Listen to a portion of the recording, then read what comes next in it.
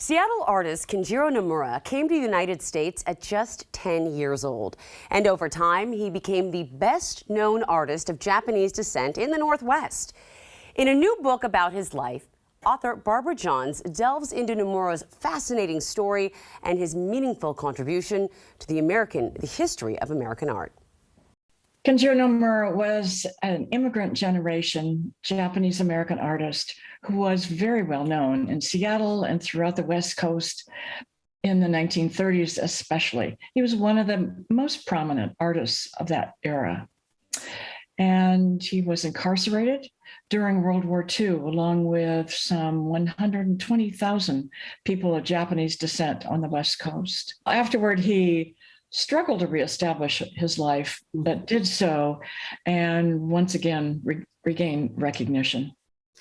I can only imagine that World War II made a huge impact on his life and his art. Can you see that when looking at it? Well, certainly. Well, he was one of three very prominent immigrant generation Japanese artists, born in Japan, coming here. He came here as a 10-year-old, first settled in Tacoma, then in Seattle, and even as a 20-year-old began receiving recognition. He was in the 1930s promoted all over the country. His work was the first to be shown at the brand new Seattle Art Museum in Volunteer Park. It showed at the then new Museum of Modern Art. It showed at the first national exhibition of American art in New York City in 1936. So really prominent. And at the 1939 San Francisco International Exposition.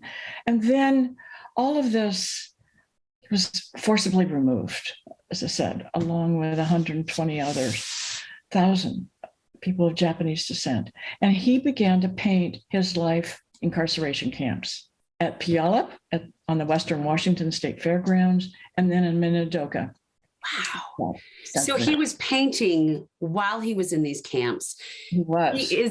He's also classified as a modernist. Can you tell us a little bit more about his art and kind of the modernist movement in art and how the two is kind of the perfect timing?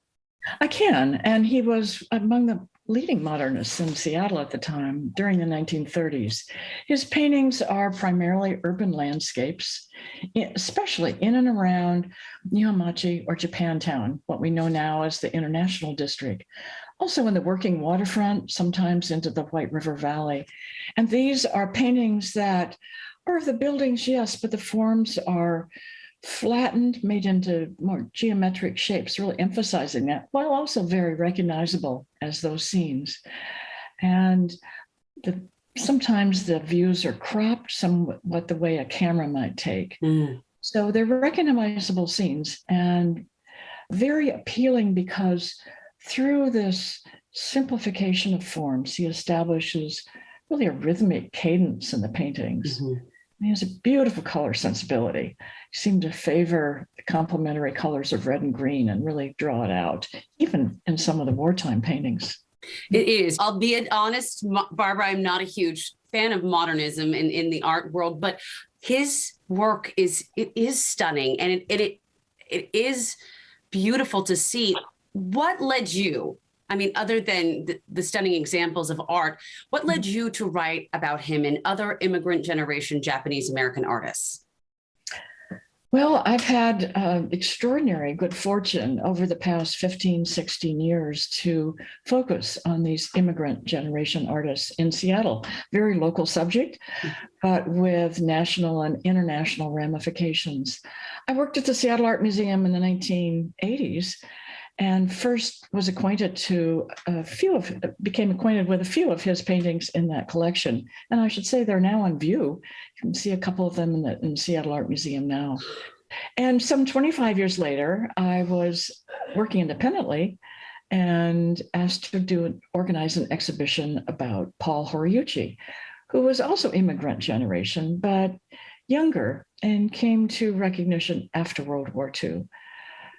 And the one thing led to another, really serendipity is all I can say, Amity. And I feel very fortunate to have known the immediate heirs of each of my subjects. I'm also a modernist as an art historian. My work has mostly been in European and American art, and I've had wonderful mentors as I entered Japanese American studies.